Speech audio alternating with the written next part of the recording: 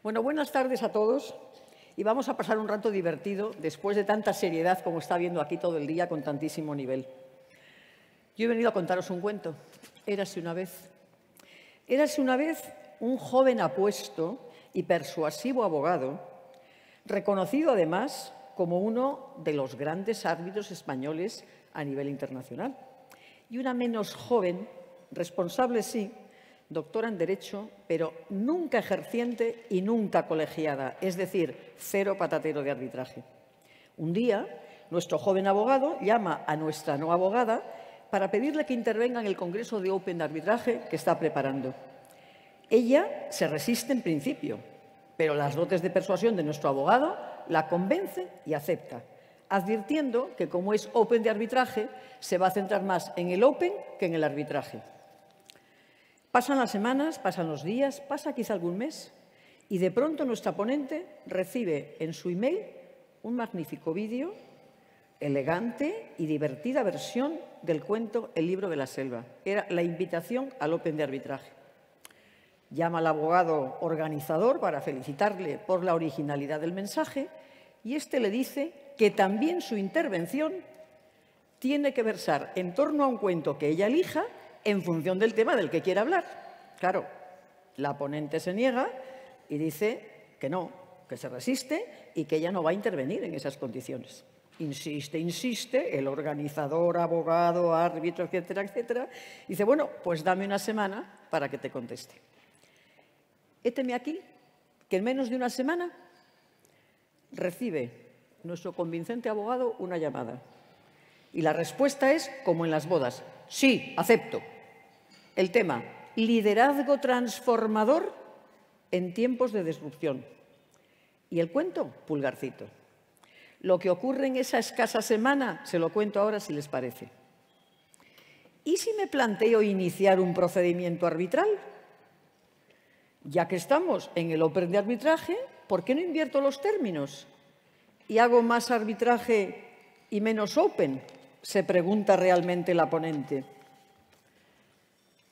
Y claro, metida como está la ponente en temas de disrupción de todos los días, de geopolítica, que afecta a la economía, que afecta el impacto en las cuentas de resultados, la disrupción regulatoria, todos los tsunamis que estamos viviendo, pues se encuentra con que efectivamente puede pensar en el arbitraje ENCA contra la aseguradora Chubb, pendiente desde el año 2016, es cuando se incendia, recordarán ustedes, aquella central eléctrica en Rusia. La aseguradora Chubb paga realmente la correspondiente indemnización, pero decide iniciar un procedimiento arbitral en Moscú contra varias compañías que considera responsables de los daños.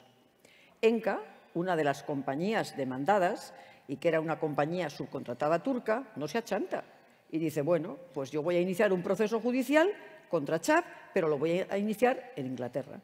Y alega en su demanda que había sido contratada por la compañía encargada del diseño y construcción de la planta eléctrica mediante un acuerdo que preveía que las disputas se resolvieran mediante arbitraje de la Corte de Comercio Internacional en UK, con sede del arbitraje en Londres.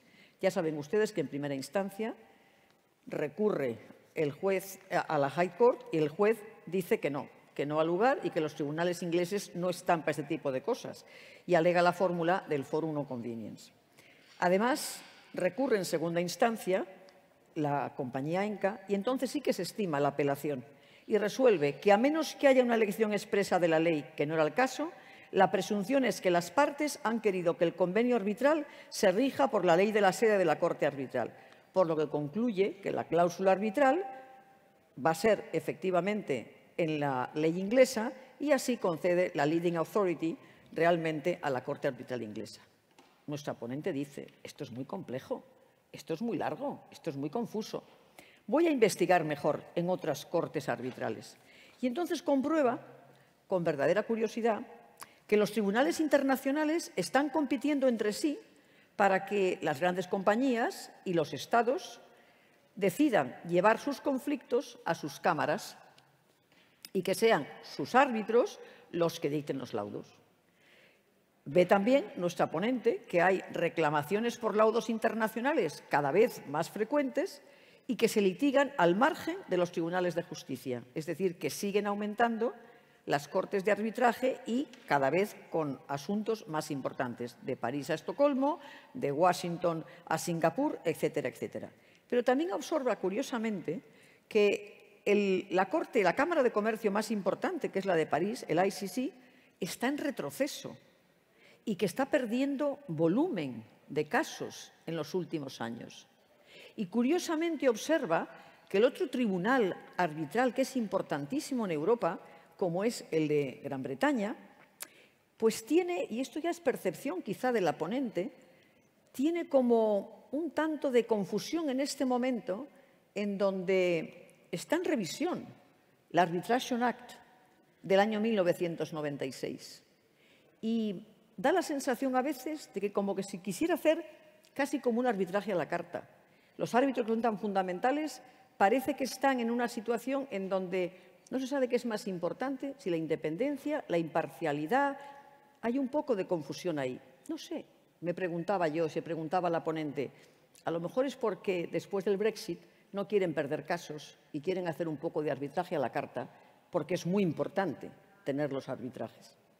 Se da cuenta también nuestra ponente de que efectivamente hay un foro que está creciendo, que es el Foro de Estocolmo, y que la Cámara de Comercio de Estocolmo sigue ganando protagonismo día a día. O inclusive que el Tribunal de Alemania ya va teniendo más de un 40% de arbitrajes internacionales. No digamos el CIAD de Estados Unidos o inclusive la Association American Arbitrage, que también se lleva absolutamente todos los conflictos comerciales a nivel internacional. Pero lo que más les sorprende es que hay unas siglas importantes que están pidiendo paso y que están diciendo que tienen que avanzar. Esas siglas responden al Centro Internacional de Arbitraje de Madrid, que en poquísimo tiempo, porque es la más joven, si la Cámara de París tiene ya más de un siglo de antigüedad, se acaba de montar realmente este Centro Internacional de Arbitraje en el año 2019, pero está creciendo a marchas realmente importantes. Y entonces piensa realmente que es el momento para liderar, el momento de la responsabilidad para que efectivamente desde España se reivindique efectivamente ese liderazgo de arbitraje para España y concretamente para Madrid. Son momentos de cambio, son momentos donde las cosas empiezan a manejarse de distinta forma. Rusia ya no tiene nada que ver, Asia no nos vamos a comparar con ella porque efectivamente China no tiene nada que ver, pero realmente tantos arbitrajes como se están produciendo y que no llegan a España, tendrían que producirse en España si hubiera un liderazgo, si hubiera una voz que se alza. Y entonces realmente es cuando, para resolver todos esos conflictos entre Europa y principalmente España e Iberoamérica, es importante que con sentido de responsabilidad se potencie esta Corte en un momento, aunque sea tan pequeña en tamaño y tan joven en edad. Hay que huir de la resignación, hay que acelerar el ritmo de crecimiento, hay que tomar realmente iniciativas y hay que establecer una hoja de ruta. Hay que ser líderes utilizando siempre los instrumentos adecuados. Y yo es que pensaba que esos son realmente los valores de la comunidad jurídica que aquí se reúne en esta tarde y en general de la comunidad jurídica española y de la abogacía de los litigantes, en donde efectivamente han adoptado siempre con una gran generosidad, con un gran riesgo, pero sin que se les pusiera nada por delante, han aceptado, y dejando muy alto el pabellón de España, el acompañar a estas compañías que crecían en el exterior, y desde los abogados más ilustres, que aquí nos acompañan hoy también por la tarde, muchos de ellos, los árbitros tan potentes, que tienen un prestigio tan potente en este momento fuera de España, árbitros españoles, y las propias firmas de abogados han acompañado el crecimiento de todas estas compañías, dejando el pabellón de España siempre muy alto. Y yo pensaba, esa es la actitud de servicio que tiene que presidir realmente en la actualidad la actuación de los árbitros. En esta situación es cuando me acuerdo de Pulgarcito. Digo, Pulgarcito es un líder transformador en tiempos de disrupción. Pulgarcito realmente lidera siempre en la adversidad. Pulgarcito padece la mayor disrupción a nivel familiar que nadie pueda plantearse. Hay quien dice que los padres, yo me van a permitir ustedes que como soy madre, me leo una versión que me ha gustado más, donde la madre era madrastra, porque una madre no va a abandonar nunca a sus hijos y si los hijos vuelven por la noche a casa, no les vuelve a abandonar por segunda vez, se lo garantizo yo como madre. Por eso pienso más bien la versión de alguno que decían que era la madrastra. Es una familia donde los padres deciden que como no pueden dar de comer a sus hijos, pues tienen que llevarlos al bosque y abandonarlos. Entonces, esto es una situación, yo lo decía, es una auténtica decisión sistémica. Hay un antes y un después, se rompen todas las relaciones familiares, la confianza, todos los valores de una familia. Eso era una tragedia y podía haber acabado francamente mal. ¿Y por qué acaba en un éxito? Pues porque había un líder. Porque había un líder que estaba despierto, era un líder curioso, era un líder que estaba siempre escuchando, atento a ver qué pasaba, que recopilaba los datos y que esos datos y que esa información la convierte en acción. Y entonces elabora una estrategia, un plan de contingencia. El primer día le funciona muy bien y creo que están ustedes disfrutando de unas piedras maravillosas, mucho más dulces de las que Pulgarcito pudo sacar por el camino, y consigue que, aunque los padres les abandonan, ellos vuelven a casa. Menos mal que tenemos un líder realmente estratégico que se da cuenta de esas limitaciones, porque la madrastra le cierra la puerta, ya no puede recoger piedras y al día siguiente se vale de los instrumentos que tenía, que era el mendrugo de pan que le dan para desayunar, y lo va dejando desmejado.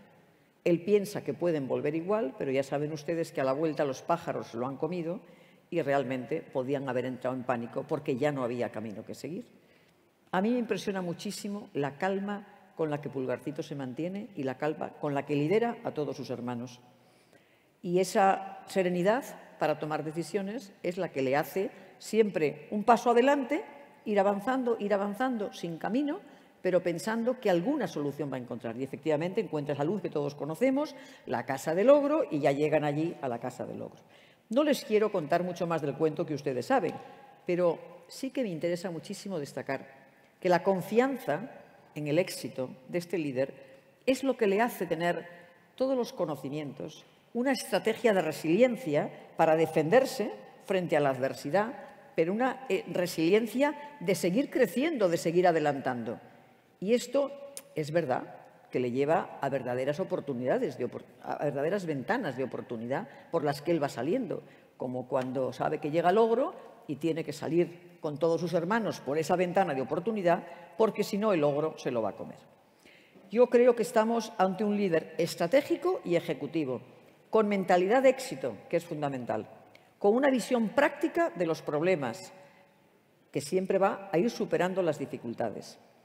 Y si los modelos de negocio son importantes, yo creo que es todavía mucho más importante la ejecución, el delivery de ese modelo de ejecución, de ese modelo de negocio que él se plantea. Y llega hasta el final y anima a los hermanos a que le tengan que seguir.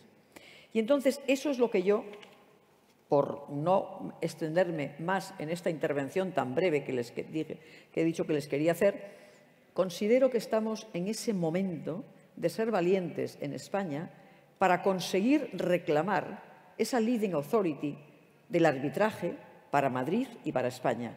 Porque entre Iberoamérica y la Unión Europea, entre Iberoamérica y España, los conflictos entre las empresas españolas e iberoamericanas, o entre los estados iberoamericanos y España, o algunos otros países de la Unión Europea, tienen y deben que resolverse aquí precisamente en España. Porque tenemos mucha más cercanía, lo saben ustedes mejor que yo, con el sistema jurídico de estos países y el de España. Porque hablamos la misma lengua, porque no necesitamos traductores, porque va a ser mucho más barato, porque va a ser mucho más cercano, porque nuestra cultura también tiene muchos más puntos de similitud. Y no solamente por eso, porque los servicios de calidad que prestan todos ustedes que ya están actuando de árbitros en todo el procedimiento arbitral, desde el principio hasta la redacción del laudo arbitral, son de la máxima calidad. Y eso es debido precisamente a la excelencia y a la profesionalidad de los árbitros españoles, que ya tienen experiencia, que están especializados, que han actuado en arbitrajes tremendamente complicados. Por eso yo pensaba que es el momento y que es la hora del pragmatismo y del realismo y de la eficacia. pero sobre todo de la ambición. La ambición de pensar que, ¿por qué no? Madrid no puede ser sede mundial del arbitraje, empezando por estos arbitrajes mucho más cercanos, que son todos los de Iberoamérica. Evidentemente habrá que hacer un análisis muy crítico de dónde estamos, qué es lo que nos falta, en qué fallamos.